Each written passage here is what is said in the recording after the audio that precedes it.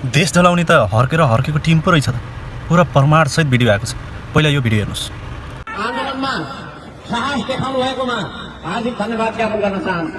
धरानमा जति पनि तोडफोड भयो मेरो हर्क साम्पाङज्यूलाई नै छानबिनमा ल्याउनुपर्छ भन्ने धारणा हो। यसको प्रमुख दोषी नै उहाँ नै हो भन्छु म। हर्क साम्पाङ अध्यक्ष रहेको श्रम संस्कृति पार्टीकी समानुपातिक उम्मेद्वार उमा चामलिङ राई जेनजी आन्दोलनका क्रममा सार्वजनिक सम्पत्ति तोडफोड र आगजनीमा संलग्न भएको खुलेको छ।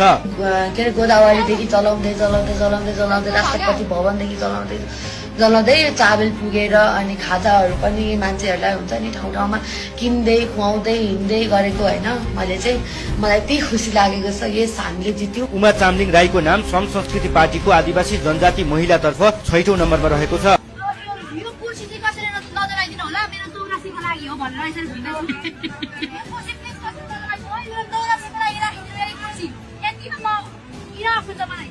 साले